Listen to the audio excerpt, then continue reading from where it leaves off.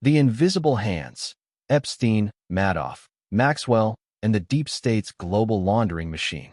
In the theater of global power, the most dangerous truths are hidden in plain sight, buried beneath official narratives, sanitized headlines, and the polished lies of statecraft.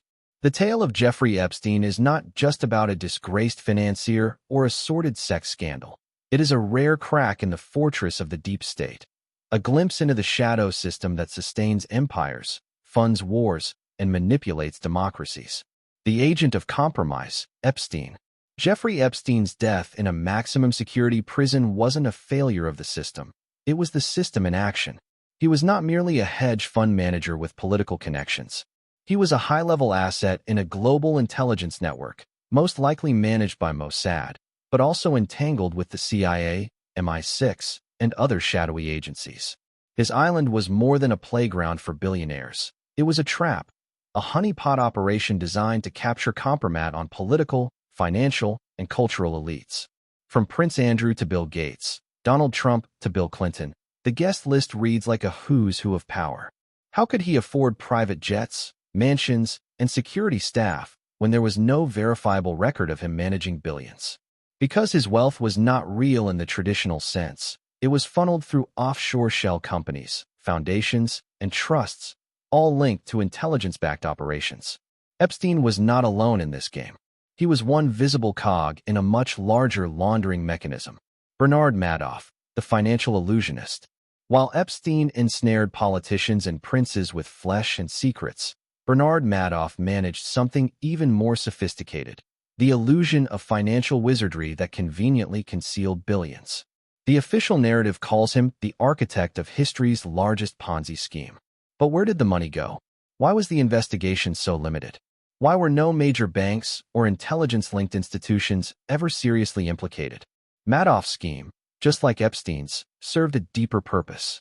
It provided liquidity, cleaned cash, to a network of offshore accounts, likely used for financing black ops, regime changes, election interference, and proxy wars. The official line that he acted alone, purely out of greed, is not just simplistic, it's deliberately misleading. These operations were too large, too long-running, and too well protected to be the work of a lone con man. Robert Maxwell, the prototype. To understand Epstein, one must look first to Robert Maxwell, the original model of the intelligence-linked media baron.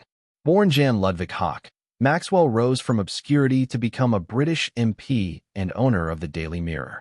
But his true identity was more complex. Declassified files and credible journalistic investigations now confirm what many suspected. Maxwell was an Israeli intelligence asset, deeply involved with Mossad. Maxwell didn't just peddle influence through the press. He acted as a courier and financier for Israel's covert operations. His empire crumbled when $500 million vanished from the pension funds of his company. He fell off his yacht, the Lady Ghislaine, a convenient death, just like Epstein's. His daughter, Ghislaine Maxwell, picked up the torch, becoming Epstein's partner in managing the sex trafficking and compromise network. It was not coincidental. It was dynastic. The hidden architecture, deep state cash flow. Here lies the truth most fear to admit. Intelligence agencies cannot operate on government budgets alone. Congressional oversight, audits, and bureaucracy make traditional funding inconvenient. Covert operations, from assassinations to coup d'états, from cyber warfare to influence campaigns, require untraceable cash. That's where Epstein, Madoff, and Maxwell came in. They were financial warlocks, laundering black money through hedge funds, trusts, real estate, and offshore accounts. When their usefulness expired or their exposure risked compromising higher-ups, they were neutralized. Their deaths were not anomalies. They were standard operating procedure. This is how the cabal, the true deep state, functions.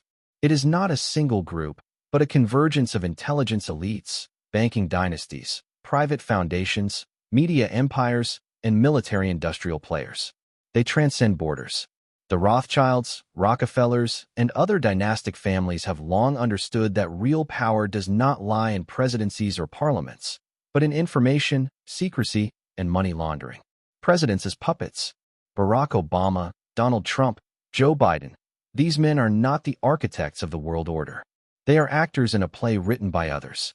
Intelligence briefings keep them within the lines, but not always in the loop. When they attempt to deviate, they are blackmailed, threatened, or removed, subtly or not. Look at John F. Kennedy. The illusion of democracy is the most effective tool of modern tyranny. Elections are staged with the pre-approved candidates of the ruling class. Media, academia, and think tanks reinforce the illusion of debate. But the pyramid remains intact. The top never changes. Conclusion: the black ledger of empire. The stories of Epstein, Madoff, and Maxwell are not exceptions. They are warnings. They expose a system that thrives on secrecy, thrives on vice, and is immune to prosecution. The real rulers of the world do not campaign. They do not appear on ballots. They control the levers of finance, the channels of intelligence, and the mechanics of global manipulation. Until humanity acknowledges this architecture, we will continue living in Plato's cave, mesmerized by shadows, oblivious to the puppeteers above. Epstein's island was not just a crime scene. It was a mirror, and what it reflects is a world ruled not by laws, but by networks of silence and power.